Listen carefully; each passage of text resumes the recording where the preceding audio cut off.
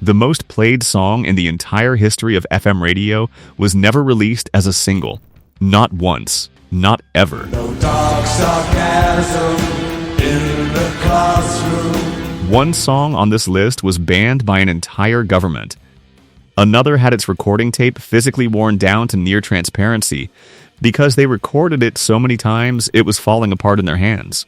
And at least 2 of these records were written, start to finish, in under 25 minutes. These are the 10 best-selling rock songs of the 1970s. Stay until number 1, because that story rewrote the rules of the entire music industry, and the industry never fully recovered. The 1970s was the decade that built the mountain. Every era of rock music since has been measured against what was recorded between 1970 and 1979, and in most cases, found to come up short. The songs from that decade don't just hold up. They actively refuse to age. They are still on radio, still in film, still on streaming platforms, accumulating hundreds of millions of plays from listeners who weren't born when the tapes were cut. But what most people consuming these records today don't know is the specific, often extraordinary,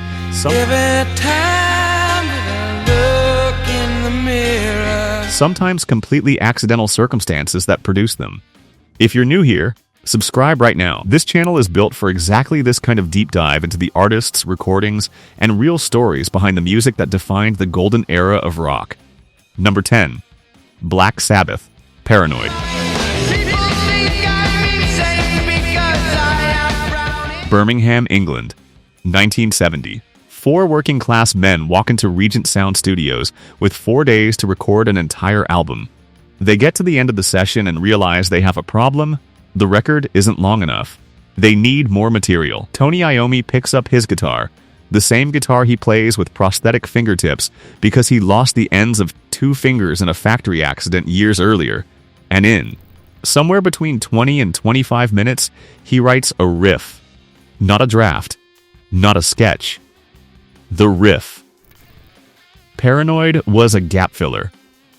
A piece of material created specifically because the album was short and the clock was running. And then the album was originally going to be titled War Pigs until the label got nervous about Vietnam War tensions running high and changed the name to Paranoid instead. The title track Paranoid has nothing to do with war, politics, or the album title. The naming was purely a commercial calculation made under pressure. None of that origin story is visible in the final record. What you hear is a song that sounds inevitable, like it could not have been made any other way. By 1975, the album had sold 4 million copies in the United States alone. The psychedelia era was finished. Heavy metal, dark, uncompromising, built from the floor up, had arrived. And it arrived in a recording session that was never supposed to produce anything significant. Number 9. AEROSMITH, Dream On. Every time that I look in the mirror. Here is a fact that tends to get left out of the standard account. Dream On was a commercial failure on first release. When the song came out, it didn't connect. The audience wasn't there. It wasn't until 1976, 3 full years after the original release, that the song was re-released and finally broke through to the mainstream audience it's now permanently associated with. But the technical story of what Steven Tyler did vocally on this record is the more important one. On virtually every other track from Aerosmith's debut album, Tyler was performing a deliberate affectation, forcing a deeper, bluesier tone to sound like a seasoned veteran, older and more weathered than he actually was.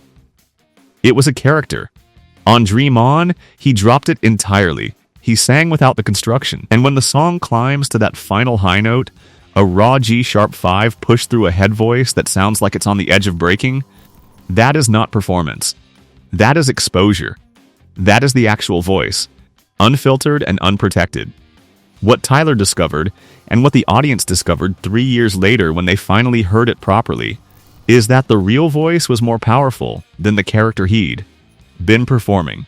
Dream On went on to influence every arena power ballad that followed, from Journey to Guns N' Roses, but it spent 3 years in commercial obscurity before anyone noticed.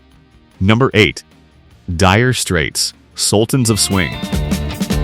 get a shiver in the dark. It's raining in the park with me. One punk is at peak volume. Glam rock is collapsing. Every guitar in the mainstream is running through maximum distortion.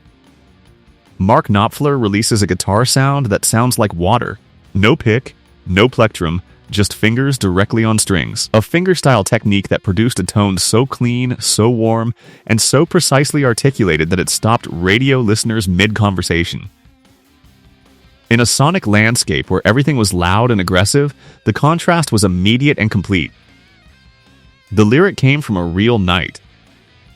Knopfler had wandered into an empty pub in South London on a rainy evening and found a jazz band playing to almost nobody. As the set ended, the singer announced them as the Sultans of Swing. Knopfler wrote the name down. The irony is architectural. A song about musicians playing in obscurity to an empty room with no commercial prospects became a massive international hit. The debut album sold 15 million copies worldwide. The very qualities that might have made it commercially marginal in that environment, the quietness, the precision, the complete absence of aggression, were exactly what made it stand out. In a room where everyone is shouting, the person who speaks quietly with complete conviction is the one you actually remember. Number 7. Deep Purple, Smoke on the Water. Every guitarist learns this riff first. Every single one. And almost none of them know the real story behind it. December 4th, 1971. Deep Purple is in Montreux, Switzerland, preparing to record Machine Head. They are watching a Frank Zappa concert at the Casino de Montreux when someone in the crowd fires a flare gun into the venue ceiling. The entire building catches fire. The band watches from the lakeside as smoke rolls across the surface of Lake Geneva. The next morning, stranded without a recording facility, they set up in a hotel corridor with a mobile recording truck and a faulty microphone. The technical imperfection, that rawness built from circumstance, is precisely what gave the recording its primal, compressed quality. A perfectly equipped studio would have produced a different record. One additional detail. Funky Claude in the lyrics refers to Claude Nobbs, the festival director who personally helped drag people out of the burning building during the fire. And the riff itself is technically misunderstood by most of the people who play it. It is not built on power chords, despite what beginners assume. It uses parallel fourths, a slightly different interval, and that specific choice is what gives it the unmistakable tonal quality that separates it from everything else.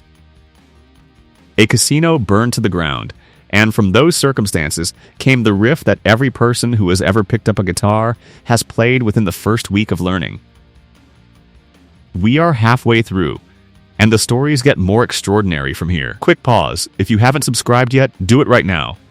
This channel exists to cover the real stories behind classic rock, vintage Hollywood, and the cultural moments that defined the golden era of entertainment. Research-backed, detail-driven, built for people who want more than the surface level. Subscribe, hit the bell, and let's keep going. Number 6. Pink Floyd, Another Brick in the Wall, Part 2. No dark sarcasm in the classroom. Pink Floyd did not ask for permission. While recording The Wall, producer Bob Ezrin walked into a nearby school and recruited 24 children to record a chorus that neither the band nor the school had. Officially approved. The result is the choir you hear in the final released version. Children who were there, essentially, because Ezrin decided they should be. When the song came out, the school attempted to sue the band. The lawsuit did not succeed. Another Brick in the Wall hit number 1 in both the United Kingdom and the United States. The Wall sold 30 million copies globally, but the most significant data point is geographic and political. In South Africa, the song was banned by the government entirely. Students under the apartheid-era education system had adopted it as a protest anthem, and an actual functioning government concluded that a rock song constituted a genuine threat to its authority. That is the specific distance between a commercial record and a cultural event. The combination of Snowy White's guitar, the disco-influenced production, and that unauthorized children's choir. A combination that by any conventional logic should have been a confused mess, became one of the most politically resonant moments in the history of rock music right at the close of the decade. Number 5. AC/DC, Highway to Hell. Angus Young had a name for the touring cycle. Night after night, city after city, bus after bus across America, he called it the Highway to Hell. Not as a metaphor, as a literal description of what the experience felt like. Then, they made it into a song. What made Highway to Hell the album sound the way it does, that enormous, compressed arena ready punch, was the arrival of producer Mutt Lange. Lange was a perfectionist, operating at a level the band had not previously encountered. He made AC/DC play the same riff for 15 consecutive hours until the rhythmic precision matched exactly what he heard in his head. 15 hours. The same riff. Until it was correct. Most bands would have broken under that process or walked out of the session. AC/DC doubled down and kept playing. The result was the last album Bon Scott ever recorded. He died in February 1980, months after its release. 7 million copies sold in the United States. And a production template so clean and powerful that it essentially wrote the blueprint for arena rock production throughout the entire following decade. A title that began as a road-worn joke about tour buses became permanent. Number 4. Eagles, Hotel California.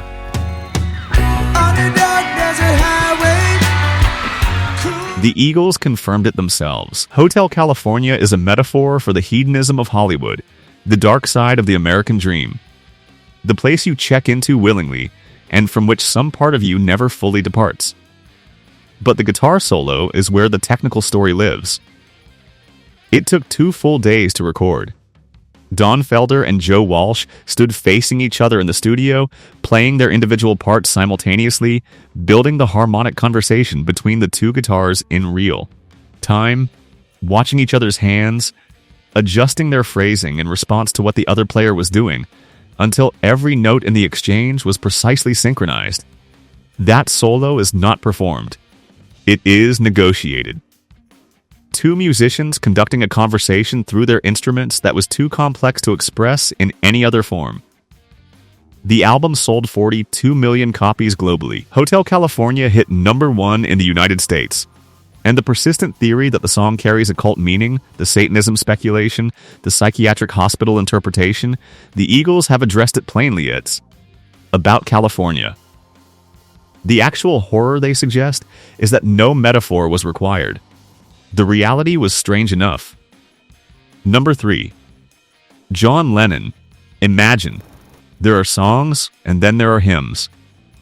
Imagine is a hymn, recorded at Lennon's home studio, Ascot Sound, using a white Steinway grand piano, minimal overdubs, and a degree of emotional directness that is almost uncomfortable to sit with. The production strips away every layer of protection. There is nowhere to hide in this recording, and Lennon does not attempt to hide. The song was designed to feel like it belonged to no one in particular, and therefore to everyone. That design worked completely. The United Nations adopted it. Vietnam War protesters sang it in the streets. It became and remains the most universally recognized peace anthem of the 20th century, a status it has held across every generation since its release. Here is the detail that carries its own weight. The white Steinway piano from the iconic music video is not the piano used in the actual recording. The recording was made on a brown Steinway. The white piano, the visual that the entire world associates with the song, was purchased at auction by George Michael for over $2 million, specifically so it would remain in the United Kingdom. One man wrote a 3-minute song that became the world's. Another man spent $2 million to ensure the instrument that represented it never left its home country. Number 2. Queen Bohemian Rhapsody. The record label said it would never work. 6 minutes long. No conventional chorus. No structure that fit any existing radio format. The standard commercial logic was unanimous. Don't release it as a single. Freddie Mercury didn't argue. He gave a copy to a DJ friend. That DJ played it 14 times across a single weekend. The phones at radio stations didn't stop ringing. Stations across the country were forced to add it to their playlists because the audience demand was too large to ignore. The label had no choice but to release it. Inside the studio, the production process had been close to self-destructive. Queen recorded over 180 separate vocal overdub layers. Mercury, Brian May, and Roger Taylor stacking their voices again and again until the physical recording tape had been used so many times it became nearly transparent. They could hold it up to a light source and see through it. The tape was deteriorating. To continue recording, they had to constantly create submixes, collapsing dozens of individual vocal layers into single composite tracks just to create physical space for more overdubs. What you hear as a seamless operatic choir is the sound of 4 people pushing analog recording technology to the point of physical failure. The tape was being destroyed. The music was being built. The song sold over 2.6 million copies in the United Kingdom during the 1970s alone, 9 weeks at number 1. And in 1991, following Freddie Mercury's death, it returned to number 1 across multiple countries simultaneously. No song in rock history has refused to leave more effectively than this one. Number 1. Led Zeppelin, Stairway to Heaven. Here is the paradox that defines the decade. The most played song in the entire history of FM radio was never released as a single.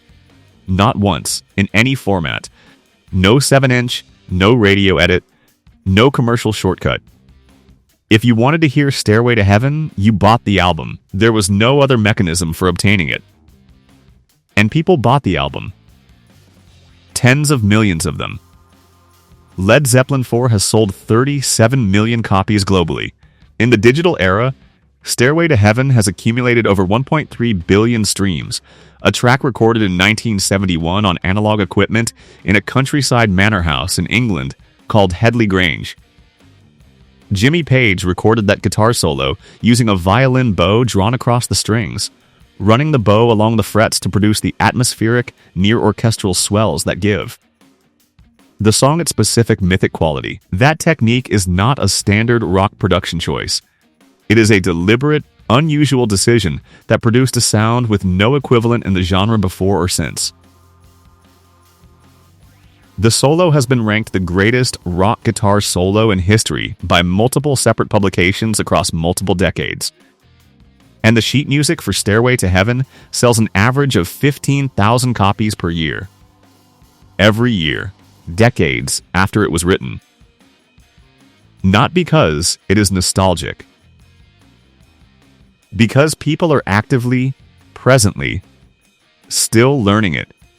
8 minutes. No commercial chorus. No radio-friendly hook. No compromise with the structures the industry uses to make records easier to sell. Just a song that trusted the listener to stay for the full duration. The listener never left. 10 songs. 10 different sets of circumstances. A riff written in 25 minutes. A tape worn down to transparency. A guitar solo that took 2 days and 2 musicians standing face to face to complete. A record banned by a government, and 1 song that conquered FM radio without ever being released as a single. This is what the 1970s actually produced. Not just commercially successful records, but recordings built under conditions. Accidental, desperate, obsessive, occasionally borderline chaotic, that have not been replicated since. Drop a comment right now. Tell me where you're watching from, and tell me which of these 10 you grew up with. I read every one. And if you are not subscribed yet, this is the moment. This channel is dedicated to exactly this kind of deep historical breakdown of the artists, recordings, and real stories behind the music and entertainment that built the golden era. Every upload goes past the surface.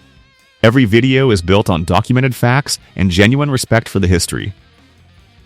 Subscribe. Hit the bell. There is a lot more coming.